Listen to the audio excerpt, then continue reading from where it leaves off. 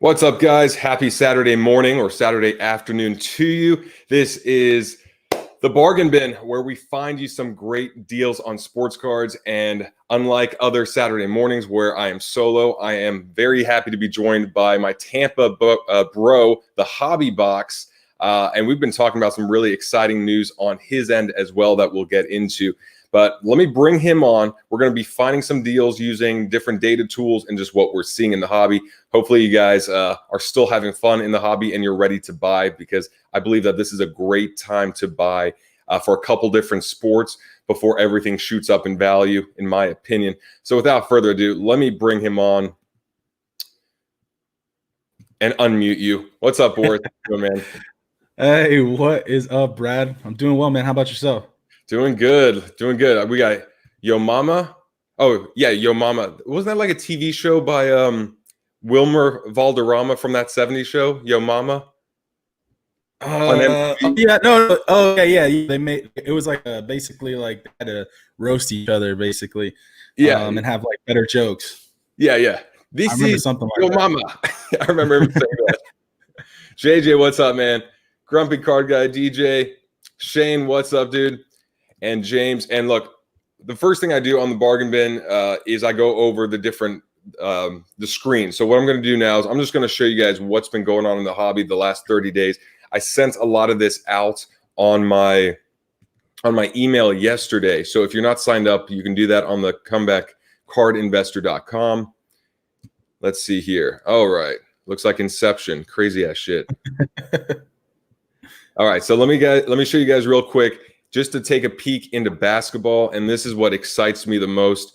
You see a lot of red, a lot of negative, and this is the last 30 days. So if there's any players here you want to take a deeper look into, let me know. But we have Kawhi at the bottom, LeBron, Jokic, Devin Booker, pretty much everyone that was in the playoffs. And then Dwayne Wade is up here as well. But a lot of drops in basketball that I'm very excited about, because Boris and I were just talking about how, what's going to go on in the next month or so, or the next couple months with investing.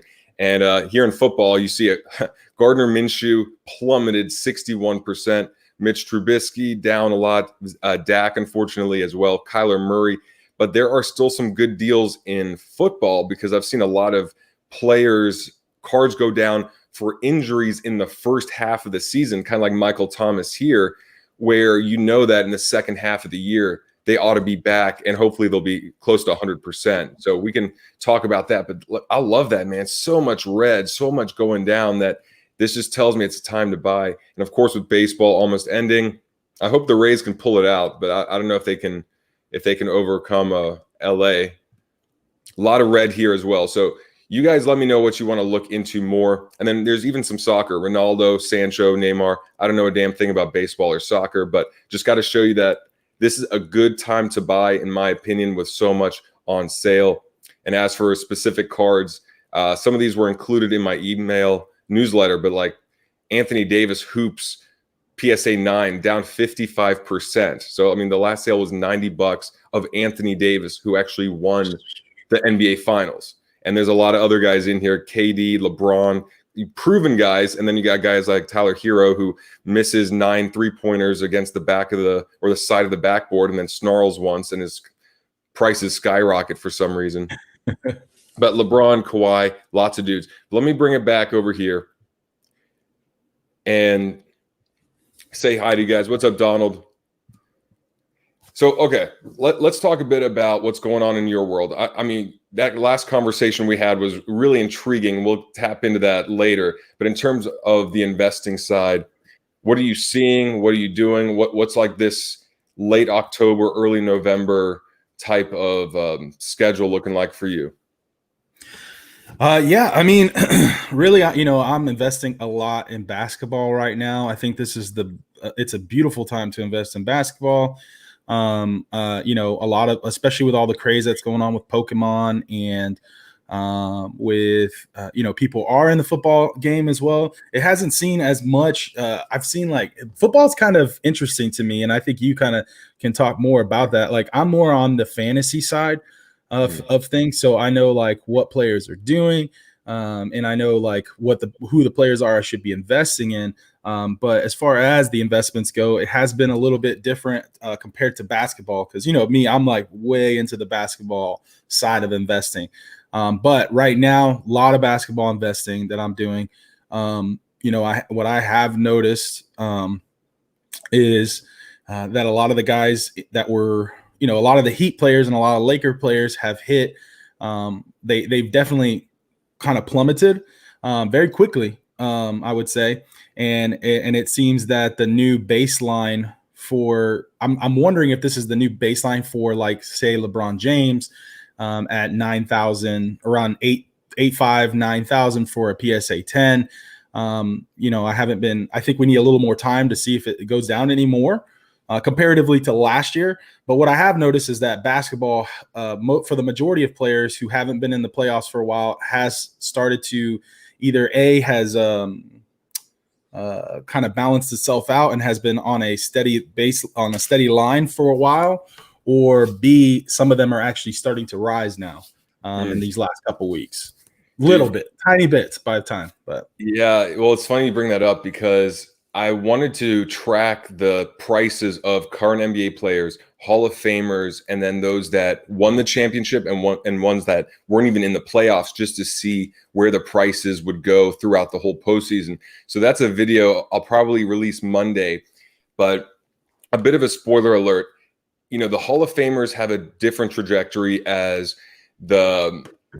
like everyone has a different trajectory or different line in terms of where their prices went. You have the Hall of Famers, which they went up and down, but from this point now to back in July when I started tracking it, it's basically the same price or very similar to July, which is kind of strange. Then you have the guys Kevin Durant, Steph Curry, and Kyrie Irving, who I tracked. And what I noticed is that the rookie cards of those guys are higher now than what it was back in July. But the 2012 Prism, or some of these cards that are more for the newer investor collector, not necessarily the guys in their 30s, 40s, 50s, that new rookie cards is the way to go. Those cards are lower now than what they were back in July, which is interesting. And then the guys in the playoffs, the chart is pretty much just like up, and then this like a slide. Like if you imagine a kid's slide, you have the steps going up and then it just goes down. And that was all peaking in the beginning of August, just everything, double, playoff starts, and then disappointments, and then going down with the occasional exception, like Lillard spiked like crazy during that run. Jokic spiked a bit later than everyone else because he helped Denver go further than most people expected. But the most interesting one, and this is a bit of a spoiler, is that Anthony Davis and LeBron James, when I looked at their cards, it was the same as the others that actually lost. So it's like you're out in the second round, you're out in the third round, you're out in the finals. And LeBron and AD, like it was pretty much the same thing of like, okay, great, you won, but the prices now aren't even close to what it was, at least the cards I tracked, compared to July and August. So it's like you won. Like that was the whole point, is that who's going to win, who's going to do it. And you guys actually won, and the cards aren't even close to what they were at their peak. So I'm going to do this video coming out Monday just because it's fascinating how we behave, because it's kind of like, hey, I believe in this player, but so what? Because someone else needs to buy that player at the right time based on their psychology for it to all work out. Yeah. So, I don't know if you saw all that, but it's crazy how things don't necessarily make sense the way you would think they would.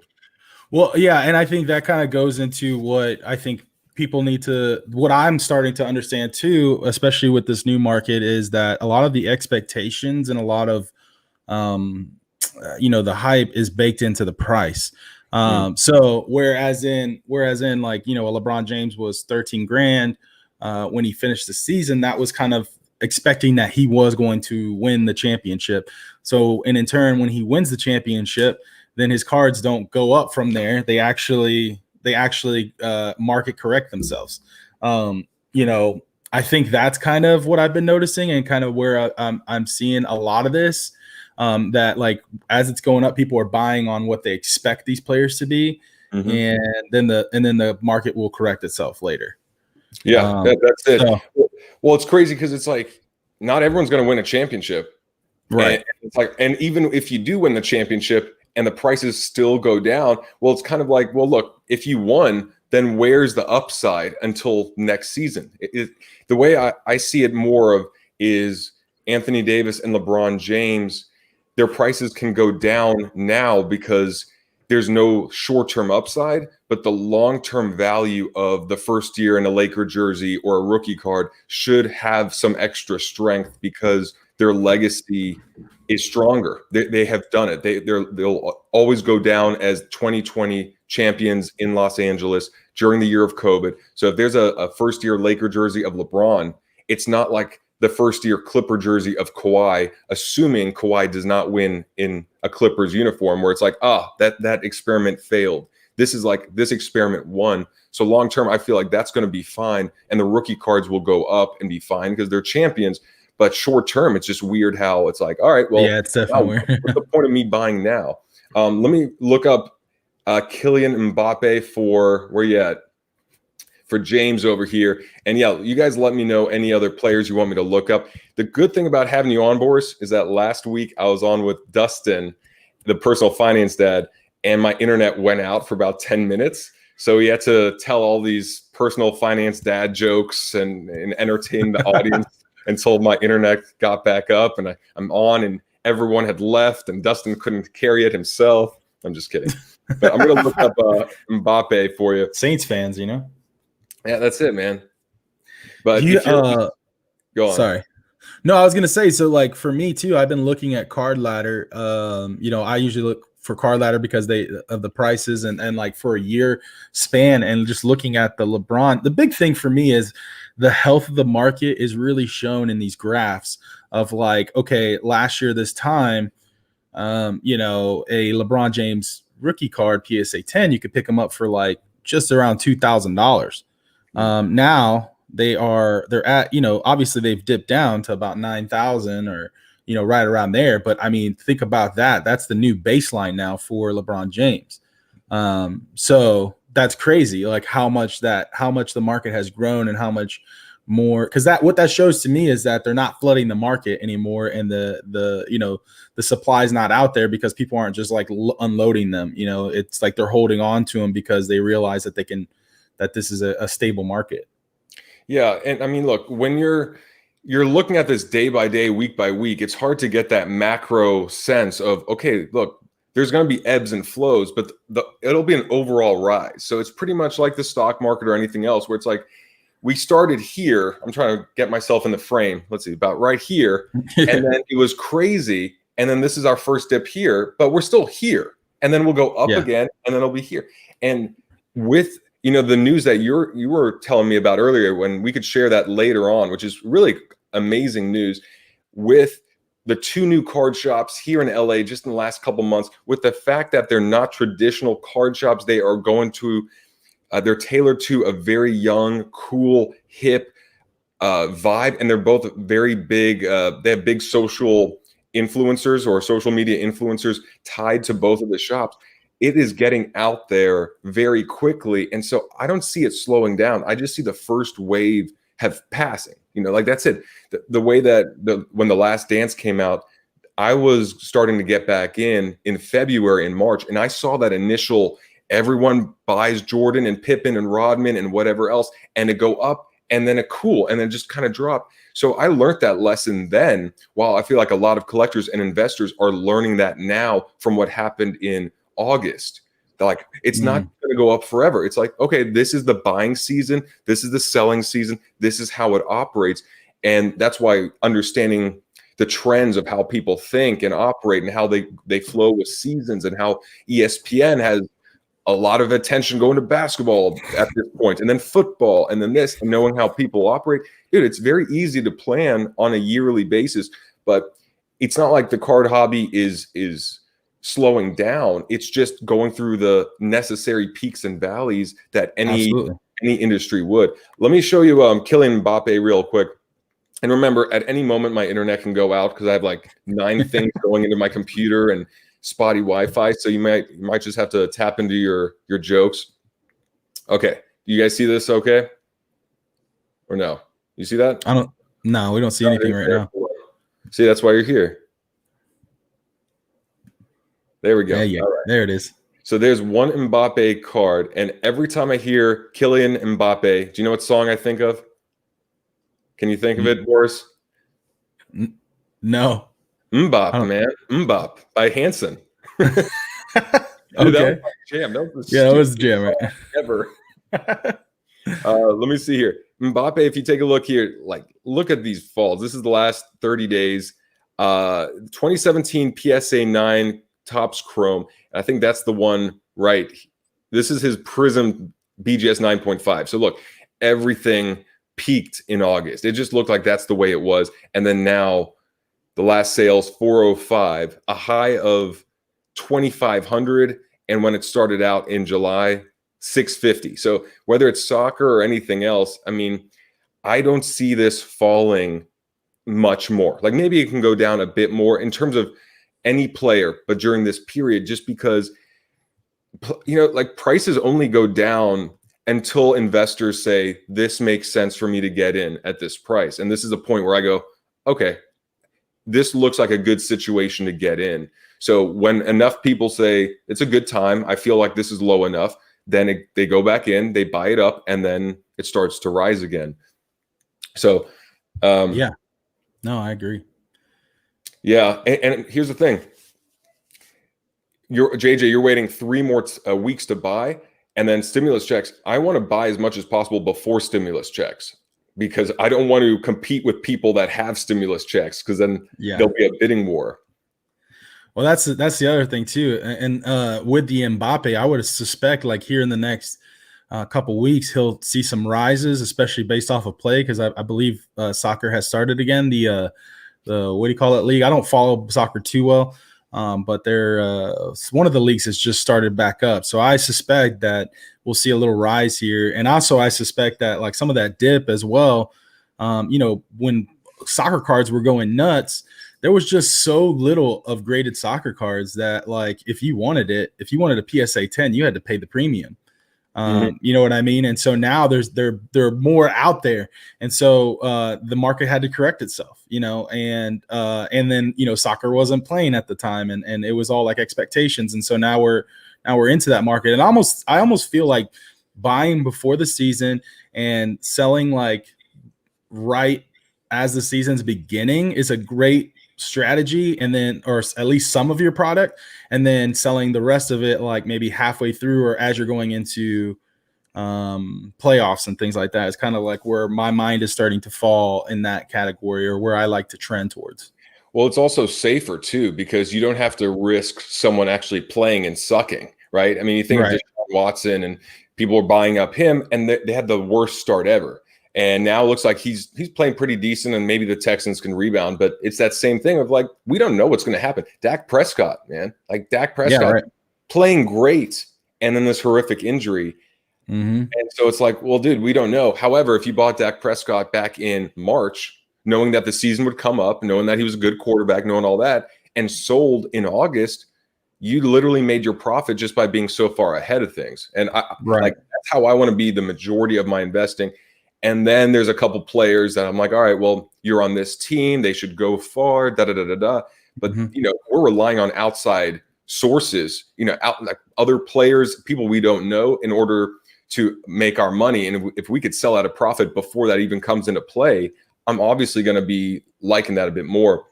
What do you think of these questions here? We got one by the Grumpy Card guy. Some teams he's keying in on: the Nets, Knicks, Hawks, Suns. And return of key players. Okay. Any thoughts on those teams specifically, Boris? Yeah, I think the Nets is a great spot to focus in on, and the Hawks. You know, with the Suns, I don't know what's going to happen there with Devin Booker. I know a lot of people were trying to figure out if he's going to move over to there was talks about him going to the Knicks and things like that, and he, you know, different things like that going on. But for me, those Nets and the Hawks stick out like sore thumbs, just because, you know, a healthy Hawks team, maybe they're going to win a little bit more games. They're coming back with, it was a very young team. They're coming back with more knowledge. You've got Trae Young. I'm keying in on John Collins. John Collins is very underrated, you know, for who he is. And so I think a lot of people are seeing that because you're seeing a little bit of rise in price in that. And then with the Nets, I think Kevin Durant is probably one of the best investments, in my opinion, that you can make because of the fact that because of what he's done so far. He's already he's a basketball. He's got ball and going on, and then the fact that he played for an entire year, so there's going to be a lot of anticipation and a lot of like what Knicks could do, especially with a new coach and with KD coming back. And so I think there's going to be a lot of marketability with KD in this upcoming season. Yeah, I mean, I think that wasn't the Golden State Warriors and the Nets were just like, dude, there should be no more hype on other teams than on the Nets and the Warriors. I mean, you have Curry coming back, Klay Thompson on the other side, and pretty big city teams too. I mean, you have Brooklyn, you have Golden State, and I mean, KD he's like a top 10 player of all time. I mean, at least that's the way I see it. And I don't know about his injury status, but with the prices being where they were months ago before that spike, that's when I was really looking into KD, because I knew more about KD than a lot of these current players since I was getting back into current basketball. But, you know, one thing I thought of too is, because I saw another comment here about Christmas, and my thoughts on this is that Christmas, everything's going to be selling like crazy. I feel like boxes are going to fly off of any shelves, because now boxes are going to be a top Christmas item versus maybe last year it was a jacket or, you know, clothes or a trip or something like that. But I mean, well, you can't travel. There's no reason to buy new clothes because you can't really go anywhere good. And you might as well get a box because now it's opening something. If you're a dad, you might want to open a box with your son or your daughter or something else, just as like a right. And then eBay gift cards, I think, are going to be an easy top wish list item from a lot of teens and 20-something-year-olds. Like, hey, I'm just buying cards. Well, here's your eBay gift card, and then singles are going to be flying. So with the Christmas push, with stimulus, and I think also with the election just being over with, whichever way it goes, I think that will maybe bring it like a little bit of ease to the country, or just like, all right, well, this is the president, whoever it is, and we can get over that. And now, like, there's like a sense of confidence of things restoring, because right now it's just been like a lot of up in the air, a lot of craziness. But I definitely see end of November, from Black Friday up until the start of the NBA season, as a time that I want to be selling. So I want to be buying as much as possible now, because from that moment on, I can only see it go up and up and up, with getting closer to hype, with stimulus checks if they come, and with holiday spending. Yeah, absolutely. Yeah. And I tell people all the time too, it's like, you want to take your profits, man. You don't have to like hit a home run on every single thing. I mean, if you spend $100 on the item and you're getting back $130, that's great. Like, I mean, you do that 10 times.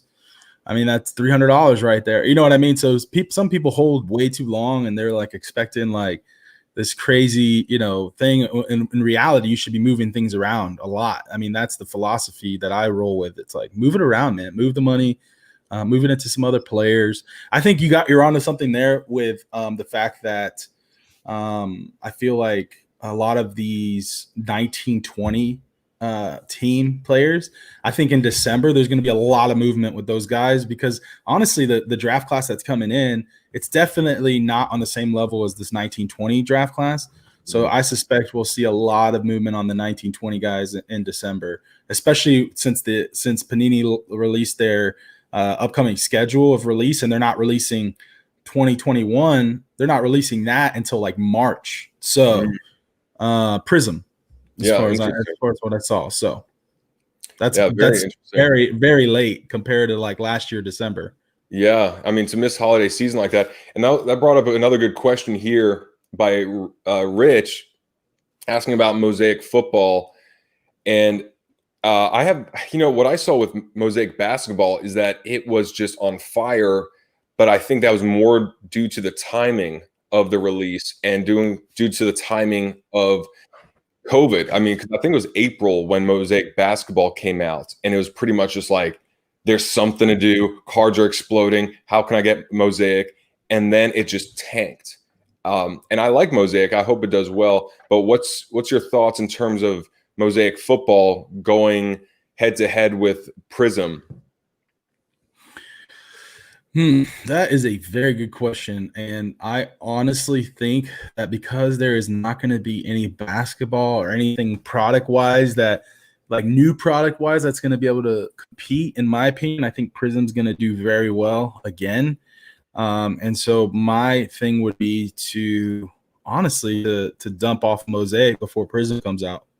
That's just, and I could be totally wrong, but that's the sense that I get. I mean, Prism has been top dog for for a while now. I don't think that's going to change quite yet. Yeah, and I mean, I don't see Mosaic benefiting from Prism coming out. Like, I would say No. if it was like a crappy set coming out, and Mosaic could hold its ground, but Prism is number one, so it doesn't make sense that Mosaic would do well with Prism coming out. Like, this is such an easy hobby to be like, shiny object, go here, shiny object, go here, Right. and Prism is the number one shiny object. So Mosaic to me is like the bread and butter before a meal. You're waiting for the steak, and here comes the steak. Put the bread aside, but until that steak comes, if you're hungry, you're devouring that bread and butter, because that's what I do. Like, I get hungry, I'm like, I'm filling up on this bread and butter. I really hope my steak comes soon.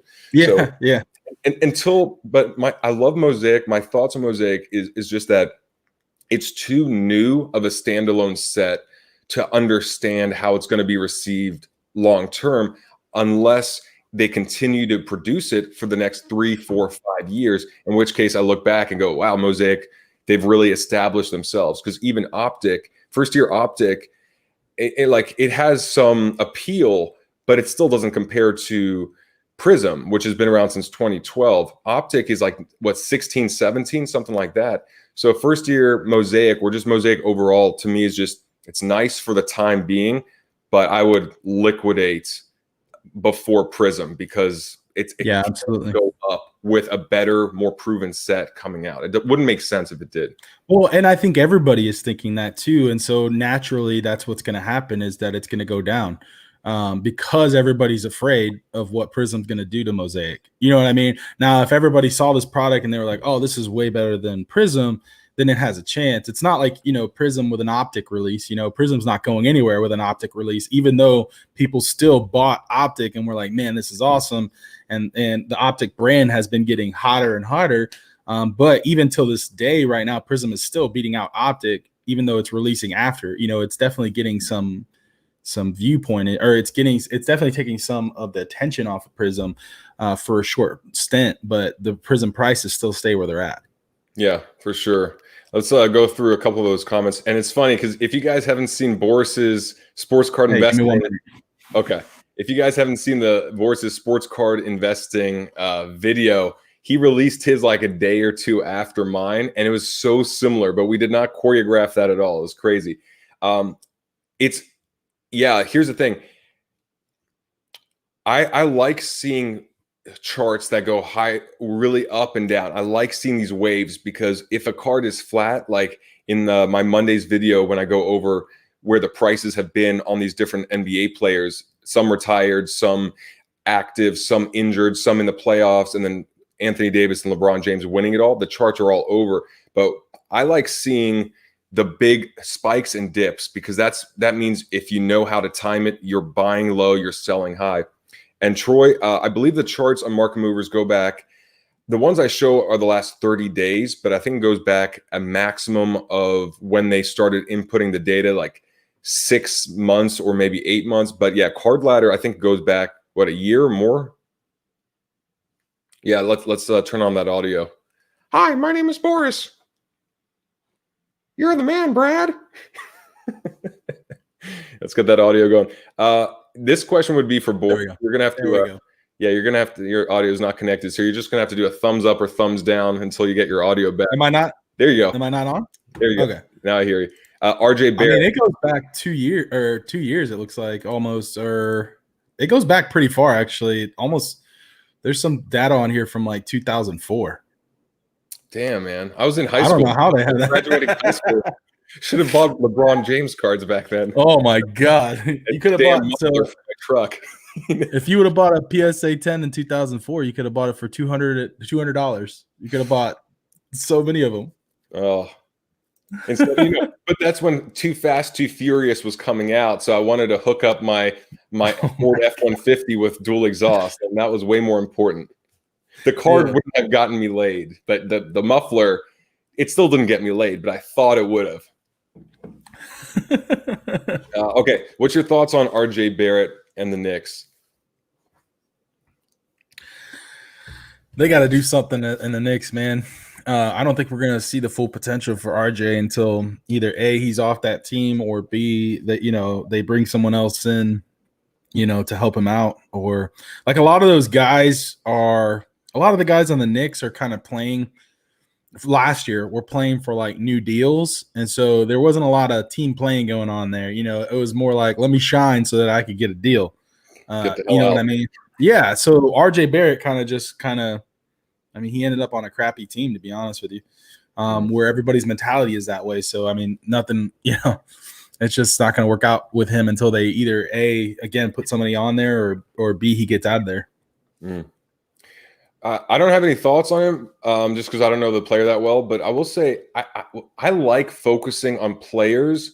I think my strategy going to the next season is I want to look at players that will be on playoff contender teams, but in small markets. And I think the reason why is because I don't want all the attention that the Knicks get, because that means the prices can be artificially inflated of guys that aren't that good. While if a team like Utah or Phoenix or someone that they're doing good, but they just don't get that national attention until the playoffs, I want that, okay, where has this guy been the whole time? And then you see those crazy spikes. So even guys like Damian Lillard, I like a lot because his downside's not that low, but he's such a streaky guy, and he's such a highlight reel guy where he can drop 50 points or have a game winner, and that his cards can spike for a short period. But I think going into the next season, I know the hype and the attention is going to be around Brooklyn and Golden State and LA and in Miami perhaps. But because of that, I want to sell off before and then really look into, okay, what about Memphis? What about New Orleans? What about these other teams that can sneak into the playoffs and actually go a round or two in? But then I'll sell them before they get eliminated. And I just feel the same way with other sports. If everyone's reading the same articles and watching the same ESPN or ESPN2 shows and whatever's airing, I want to make sure I'm getting the best guys that are not there until the playoff starts. And then they're on the big stage. That's at least my thoughts. Sealed wax. What's your thoughts on sealed wax?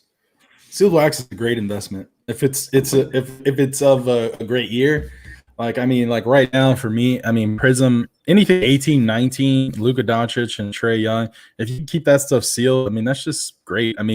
Think about how much how much sealed wax goes for, Michael Jordan's, rookie year, things like that. So if you could hold on to it, I think it's a great investment, because people are going to pay premium just to see, what's going, just to see if there's a chance that card is in there, which is kind of dumb, but hey. I love the idea of sealed wax. And my last video was my first sealed wax, which was just 2013 Select Football, which sounds crazy, but they were only $120 a box. And it's because it's first year Select of football, and just the Russell Wilsons are about $30-$35 raw. Tom Brady's are about $30-$35 raw, plus Drew Brees. And it's not even any rookies that I know, but it's just the first year of Select in football at such a low price. And what I like is that, look, if you can buy it and feel like it's only going to go up for valid reasons, it's not going to go down, you're not overpaying, then you have the chance of selling it again to someone that'll rip it open, or selling it to another investor that will hold it even longer. And I like the idea of playing with it. Or worst case scenario, you go like, damn, it kind of went down in price, I don't know what to do. You bust it open, you might actually get a card that takes care of the whole price. So the idea of having options with it, I think, is great, because with what we're seeing with breaking becoming such a big thing, and like I was telling Boris before, that the Cards and Coffee, which is the coffee shop or the card shop here in LA that just opened, with Steve Aoki and DJ Ski and Dan Fleischman as the co-owners, they're bringing on like I don't know about celebrities, but they're bringing on higher profile people in to do their breaks. And this is going to be more and more popular, where you get a guy like Logan Paul opening Pokemon cards. And they had Jordan Belfort, who is the original Wolf of Wall Street, in to do a card break. So dope, yeah. Guys like that in and say, hey, who wants to buy in on this sealed wax or whatever, this box as we rip it? It's going to become more of an event, because now it's like content creation. It's being put out. So I see sealed wax as something where if you can keep it sealed and it's a solid set and you have that patience, it's a good investment. No, yeah, absolutely. Absolutely. Let's see here. Olay Thompson is my favorite, JJ. It's like a good isn't that a skincare company, Olay? Olay, yeah. Yeah. Let's see. Any free agency moves that you're seeing? I see a lot of Booker to the Bucks with Giannis, or Giannis going to Miami or Dallas. Do you have any predictions as to what's going to happen with Giannis or other free agents? I don't. I've heard that Bradley Beal might go to the Warriors, which would be, honestly, I think Bradley Beal's prices are probably going to go up after that, along with Curry and everybody else that's in that, over there on the team. Giannis, I mean, he still has a year with the Bucks. The Bucks have a year to capitalize on trying to get him to stay there. So they're going to need to sign somebody there that could be a great number two for Giannis. Like, I mean, number two is really number three. So we need like another superstar kind of level kind of guy there, a guard, somebody that could really help out his game. And if they could do that, so somebody that could like help them in the playoffs, really, because that's where they struggle. I mean, every year they struggle in the playoffs. They make it through. I mean, they were undoubtedly the number one seed going in the east side, on the east side, going into the playoffs, and then got knocked out in the first round. So even somebody like you call it playoff Rondo, like somebody who knows what they're doing in the playoffs is what they need to keep Giannis around. Yeah, and I mean, like, Milwaukee is not this destination you dream of going to in the NBA. It's like, it's a fine city, nothing wrong with it, but if you are an NBA star in 2020, you want to go to the big cities with all these other opportunities and the partnerships and the fun and all that. So I would not expect him to choose to stay. I would say, Milwaukee, this is your last chance to trade away every draft pick, do everything you can for next season, because if you do extremely well next season, there's a chance he'll stay another year. But if you don't, there's no way in hell I would stay for another 4 or 5 years in Milwaukee in this day and age, where you make way more money in other brand deals and sponsorships and opportunities. If I were him, just like I remember Shaq moving, this is where it came from. I remember as a kid when Shaq said, I'm leaving Orlando to go to LA because it'll help my movie career. And I don't know if it helped, but I don't blame a top star for leaving a medium to small town market in the prime of their career to go to New York, LA, Miami, Chicago, New York, something like that. So to me, it's like next year is it. But I think Giannis is a great investment overall, because his cards really dipped after the playoffs. And no matter what, the Bucks are going to have to do something. Turn the light back on, please. Yeah, what are you doing, man? What's going on over there? I'm on a call. Yeah. Sorry, my wife is trying to bring me lunch, and there's sorry. All good. Thank you. But I think with Giannis, the cool thing is that it's no matter what, there's going to be some sort of movement that should benefit him. Either they get a star player to join him on the Bucks this year, or he leaves and goes to another market. But regardless, that's a good upside. And his prices were so low after that playoff loss that I've been buying Giannis myself. Yeah. No, we've been investing in Giannis big time over here, man. I think we have I have one that I sent back in for regrading, but at this point I have 4 or 5 Gem Mint 10s. I think it's a great time to buy it. Nice, yeah, very nice. And Costa Rica card collector, what's up, man? Ja and Zion, I think those are great guys for Christmas. I'm thinking if I was 14 to 20 years old and I'm still getting a decent present, who are the guys I would request the most from my mom and dad? And I would go with Trae Young. I'd go with Ja. I would go with Zion. I'd go with the guys that are young and cool and really in right now. I wouldn't necessarily go with the best investment. but I've been buying a lot of Ja and Zion before, hoping to sell during the Christmas rush. And thank you for the Roberto Aguayo rookie card, grumpy card guy. Appreciate it, man. You remember that? Remember Roberto Aguayo? Wasn't that the worst pick that like any team has ever made? I mean, yeah. I mean, I don't know much about. That was our kicker, man. Oh yeah. You remember the kicker? That's right. That's right for the Bucks. Yeah. That's right. I think he was from. Yeah, man. My gosh, being a kicker in the NFL is tough, man. That is a tough job, man. You're like you lose your job quick, if you don't perform. Well, but he wasn't decent. He performed really bad, and I think that was a second rounder that the Bucks put on him. By the way, guys, obviously you should know by now, Antonio Brown is on the Buccaneers, so it's like, hey, we'll take him, dude.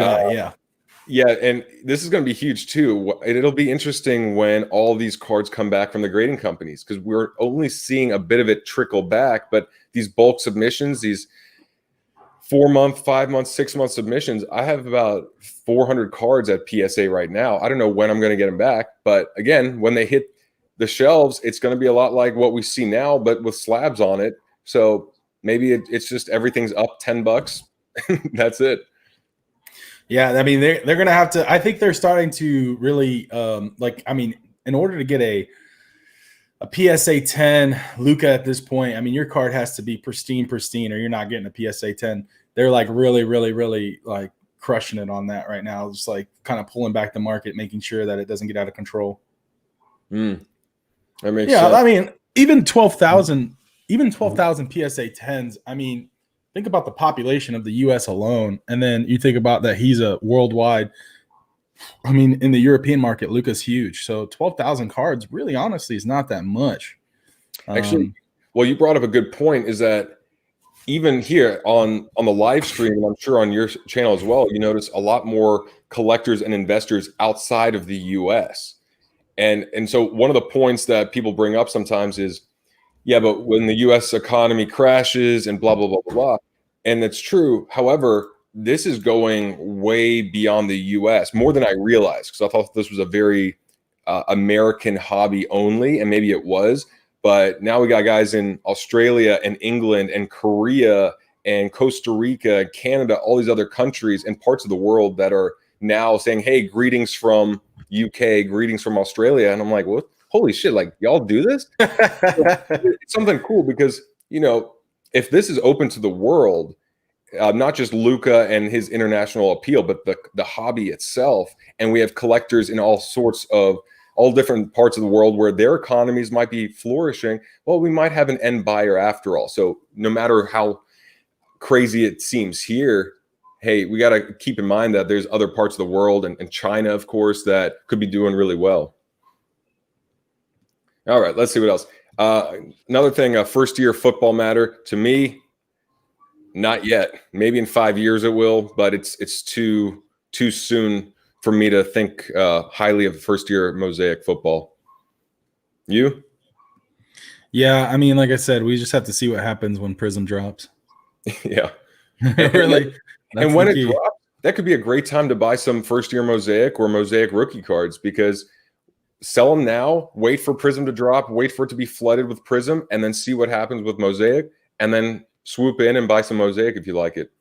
Well, and then the other, like a lot of people mentioned, like a lot of these, well, I'm sorry, I got off on a tangent. Go ahead. I'm looking through comments, so you go ahead. I just finally read some comments, but yeah, I mean, if you want to avoid like a huge, like, too much, I guess, supply, then buy numbered cards. Yeah. Well, I mean, you could buy a gold card of like, a player numbered to 10. There's only ever going to be 10 of those, if that, because they have to be immaculate. Yeah, and I mean at the same time, if you can get good deals on serial numbered cards, then go for it. It's just, if you're paying a fortune for a serial numbered card, it's all right. How much do you believe that this will continue to rise versus something else?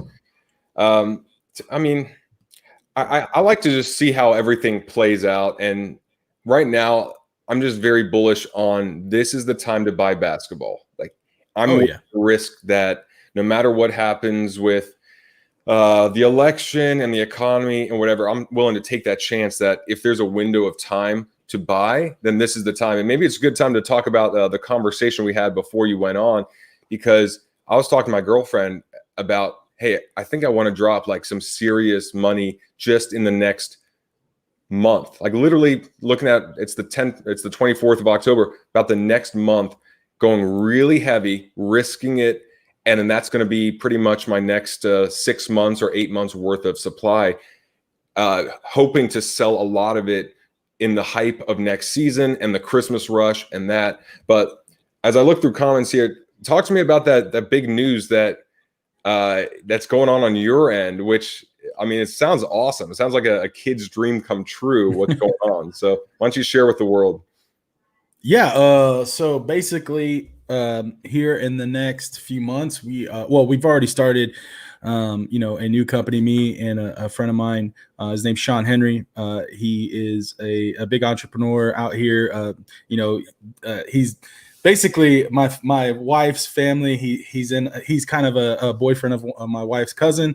And so we're kind of looking at jumping into this market and really reshaping, because I think with the market, the health of it too is like, this is like a resurgence of cards as well. And so we're really looking at opportunities to open we're going to open a retail store basically. But it's not the thing is that I've noticed is like with retail stores, with your local card shops, it's kind of like walking into a pawn shop. You don't want to be at the pawn shop. You're just there because you want to grab something and you want to get out. It's not like this place where you're going to hang out.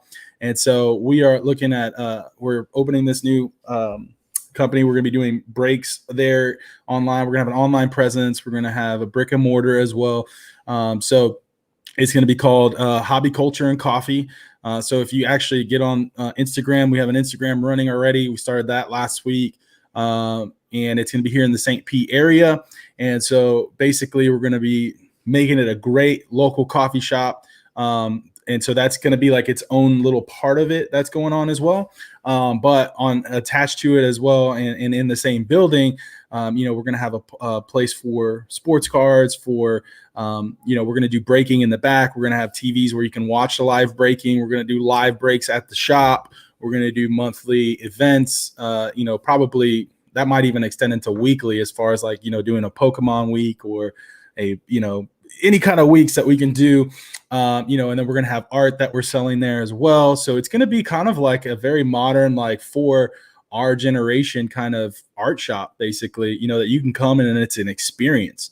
It's not a, it's not, a pawn shop that you're walking in to buy a card, and, you're there to hang out, get to know people, to look at art, to have an experience, have a cup of coffee, meet up with people and things like that, and have breaks and different experiences like that. It's going to be pretty awesome. Dude, that sounds exciting, man. That sounds so cool. And yeah, it's funny because we were speaking, and there's two types of card shops here in LA. There's the ones that have been here forever, where it's the guys that are really passionate about the hobby, but you go in there and it's 100% hobby, nothing really modern, nothing. It's welcoming, it's warm, because they're, people that love the hobby, but it's not a place. They don't have coffee. It's definitely not cool. It's definitely not a swanky or just enjoyable vibe beyond just talking cards. And then you have the other side, which is extremely modern, and it's mostly just high-end singles. It's not too many boxes, and it's very cool. But sometimes, like at least one of the shops here, I don't feel like it has the vibe of enjoying the hobby. It was more just like, this is trendy, let's run with it. Versus, it sounds like the way you want to have it is a mix of both, where it's like, it's warm, it's welcoming, but it's also a bit hip and offers some elements that the traditional card shops don't. So, dude, congrats on that. Hopefully, like obviously when I'm in Tampa, I'd love to visit and do a stream there. Any plans as to when it will open? Yeah, I mean, we're looking at the beginning of 2021. So most likely just looking at, we got to find a great leasing option and make it, we want to do it smart, it's in the works. We're looking at, we're looking at becoming, I'm already, KK Sports Cars is in this area, so I'm already working with him as far as on PSA submissions and things like that. So I partner, I send things to him and help him out with his, his thing on his line, and kind of I have a relationship with him, and then we're looking at BGS as well. So we have some ties over there at the BGS world that we're trying to get into to start doing submissions through there, and so it's going to be pretty cool. I'm pretty excited about it. I mean, that's like, and like I said, I'm trying to put things in there that would make me happy at a card shop, not just like, I'm going to do this just for money. It's kind of like, I mean, obviously everybody's trying to make a business for money, obviously, but the idea is, what do I want in a card shop? What do I want to see when I walk in? What's going to make it great? And so that's basically what we're trying to do right now. So it's going to be pretty dope, I think. Yeah, if you guys have any comments or suggestions, like specific constructive things that you'd love to see in a card shop, or that would really make you want to go more often or buy cards or boxes there versus online, let Boris know in the comment section.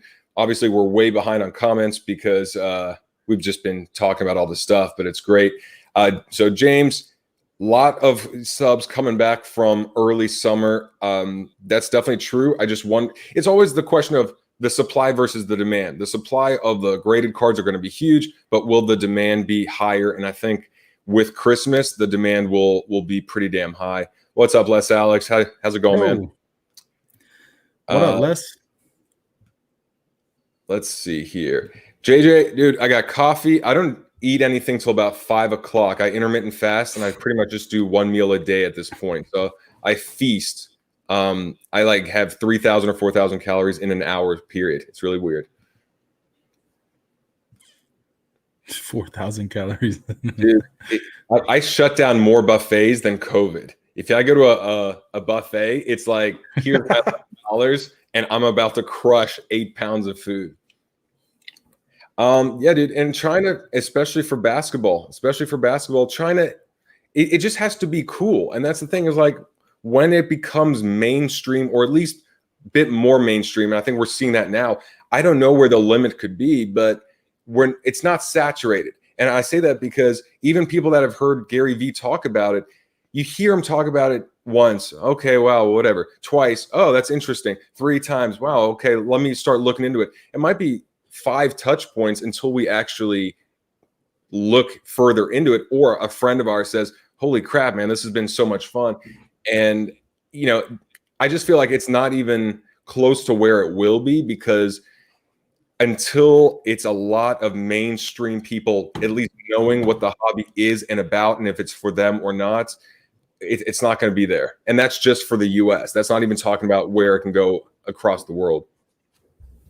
Yeah, absolutely. I agree 100%. I think there's still so much that's to be done in this hobby. Like I said, until you see like stores being revamped up and like things like that, we're only scratching the surface.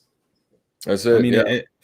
It's in every kind of, I mean, you see it in every industry, in that regards, like a refreshing of it. And it's time for a refreshing of the card mark of, like, this hobby, I mean, that's just my opinion for sure. But I think this wasn't even the first full year of sports cards being a thing. This was like the emergence of it. But I'd like to see the entire 2021, when a lot of news outlets have some sort of story on it, and a couple big name celebrities or social influencers really going big. I mean, we have a couple DJs. We have Gary Vee and a couple DJs. A lot of people I talk to have never heard of Gary Vee, right? Normal people never heard of Gary Vee.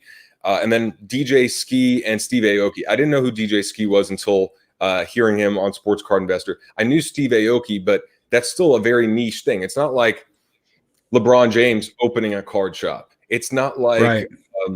Arnold Schwarzenegger saying I'm all into cards, or whatever, some big celebrity or Kanye West being like, hi, I'm Kanye West. This is my card shop and this is what I do. So I can imagine. But the thing is, when you have these other DJs and you have Gary Vee, I could see it spreading to these guys, these bigger celebrities, a lot a lot quicker, because if I'm Kanye West or one of these guys, there's a good chance I grew up with sports cards just like us. So it's not like anything different. It's just now, oh my God, they're back. That's cool. That's what I did when I was 10, before I had millions and millions of dollars. And then they have all the resources in the world to do whatever they want in the hobby. So next year will be interesting.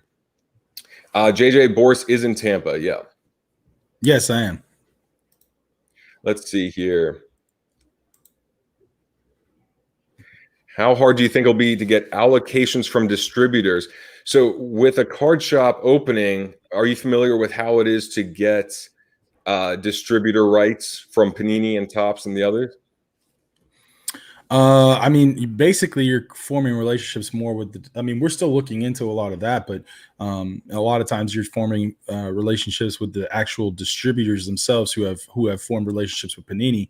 But I mean, I'm sure like there's opportunities for that. I don't know how hard that is, but you know, you're looking more at people like GTS and Peach State and things like that to try and form relationships with the actual distributors themselves. So. Yeah, but I'm not. Yeah, I mean, we're still we're still looking at opportunities for that. There's other avenues to buy cards as well, with other dealers and things like that. But definitely, we'll figure it out as we're going. So. Yeah, and I mean, when I went to these card shops here, it looked like they didn't have many, except for the ones that have been around forever. The new ones didn't look like they had many boxes. Kind of like they don't have the rights. I mean, it appeared that they didn't have a lot of supply. It looked like we got 3 of this or 4 of this or 6 of this. And I don't even want to know what the prices were, but it implied to me that they didn't have some sort of distribution deal, maybe not just set right. up, and they will in the next couple months. Troy, I don't send everything to ComC. I send a good amount. If it's a $3 to $10 card, I'll pretty much send it there. If it's higher than that, and not in great shape, I'll send it to ComC. If it's in great shape, I'll sell it myself on eBay, but more than likely just go to get it graded. I just hate going to the post office, so I'd rather go once and have them deal with all that. And JJ, dude, my submission that was sent in June, that was due July 13th, of 481 cards, finally got through earlier this week into ComC. So 3-month delay.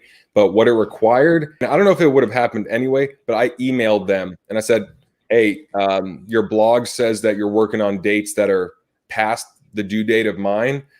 What's going on? I'm starting to worry. I also have some Anthony Davis rookie cards in there. I had a Kobe Bryant finest rookie card. I had like pretty valuable stuff. And all of a sudden, poof, it had all been uploaded just the other day.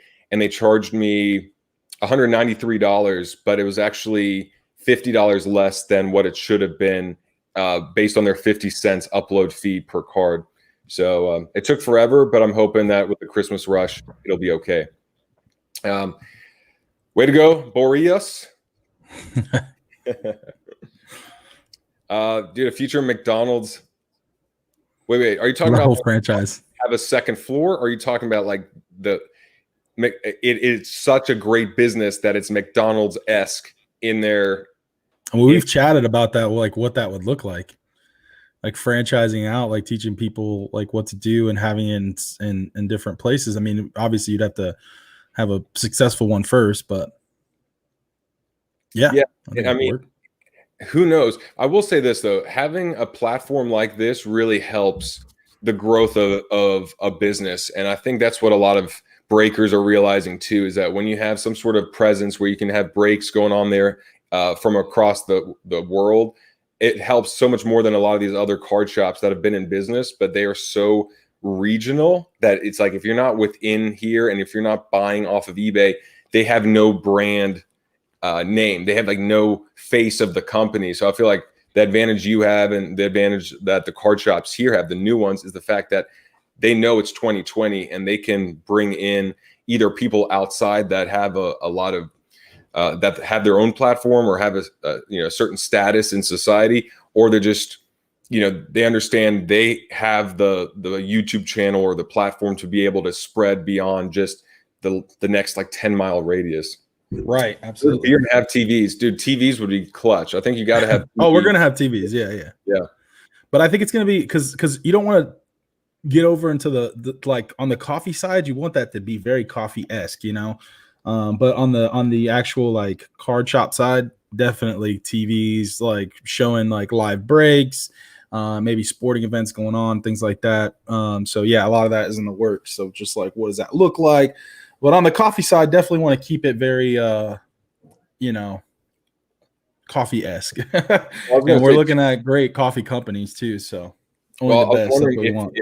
if there's a way to have your shop next to like a Beef O'Brady's or a sports bar or something where, man, it'd be so cool if you get like everyone that goes to the sports bar for Tampa Bay Buccaneer or Lightning games or NBA playoffs or Rays games, and then literally a few doors down is your card shop where you could sell Buccaneer cards or whatever cards very easily, because you might not be able to get away with beer, and you know the whole alcohol license is a whole other beast, and you know that comes with its own risks and just process. But just the location, if you're able to do that, do you have a location in mind right now? I mean, we're looking at 4th Street, so definitely a good section of St. Pete. So like I said, it's just going to come down to like, you know, planning and you know, the leasing. You know, we're not going to do any kind of dumb leasing for sure, especially with like everything that's going on. I think it's going to be a great time for leasing. So Yeah. I mean, all the businesses that are going under, I know here in LA, a lot of the office buildings are going to be converted to apartments because people are just working from home, and it's working in some cases. And some businesses just can't afford for it not to work. So it's like, get used to it, make it at home, because we can't pay thousands of dollars. So if you're able to get a great lease, a flexible lease, that's awesome. Carson, what's up, man? I did some bargains at the beginning, a lot on sale. So if there's any guys you want me to look up in the next few minutes, I can still do that. I'm just so far behind on comments. But basically, are there any specific guys you're buying right now that you have your eyes on? And I also saw a question about which Curry and Durant cards, if you want to go in on them, are there any specific rookie cards of theirs that you like? Kevin Durant. Yeah, and Curry. Oh, Curry. Curry's a little like, I just don't like the Curry cards, but like the options for him. I mean, obviously the tops, white edge and the Bowman blue edge are like the ones that most people are going for. I think that's kind of like his staple. So I would stick with those. For Kevin Durant, man, I mean, the tops is fantastic, man. The tops chrome is my favorite. I think, you know, that's kind of equivalent to like a Prism and then the Prism silver, basically. And those cards are just so hard to grade that the you know, the costs on 10s are you know, up there for those. Same thing with the tops paper. I think those are a good investment. You know, there's not a ton of PSA 10s. I can't remember exactly how many there are. But that's because those cards are there was a lot of those cards around, but to get an actual like 10 on one of them because of the back border, it's really hard to get that. So I'm not afraid of investing those. There's 2,667 Kevin Durant, the white border ones that you see around. They're selling for let's see, they're selling for, well, that's what I'm saying. They're selling for about 1,000 a piece right now on just the white background. So they've already actually, that's great that I've gotten to look at it. They started going up. They're 3,600 on the tops chrome, 3,600. So they're actually starting to move upward again. So okay, well, I mean, that could open the door for lower end Durant rookie cards, because what year was he? Was he 07, 08? 07. 07. Okay, so that year, I remember there was a lot. Steph Curry's year was like, his rookie cards are freaking hideous because it was before Panini, but it was also after Topps had expired, right? So wasn't it like, I'd have to look up Steph Curry rookie cards, but I remember looking at the cards and being like, these are some of the ugliest rookie cards They're ever. so ugly. It's like this. It's 09 actually. Okay. So that might have been after Topps had ended, but before Panini. But that also makes me wonder, because I look at Kevin Durant's rookie cards and I go, I love the fact that he's in a Seattle Supersonics uniform because we'll probably never see that again. I love the look of the uniform. And I would rather go with eye appeal for a Kevin Durant rookie card any day over the Steph Curry ones. Steph Curry ones is like, who's this 12-year-old boy in a rookie? But that also makes me wonder, can other cards that are not rookie cards of Steph Curry actually have more of a bump because enough other people go, I just don't even want to look at this. This is just not a good looking card. So maybe a first year Prism or a first year Select or a first year or just a second year card. Or I think just the first year in Panini might do better of Curry because his rookie cards are just hideous. Just because like that little year or two are, I don't know, man. They just don't do anything for me. But I love the Durant ones. Yeah, and Carson brings up a point too. Yeah, there were Paninis as well. Those actually look a little bit better, but I just don't like any of Steph Curry's rookie cards. They just like even that they're all paper. Yeah. Yeah. I don't know, man. I just feel like if I had to choose a rookie card, I would just go Durant, regardless of the player. Just in terms of the rookie card appeal, the Durants I love for a lot of reasons. The Currys, that era sucked.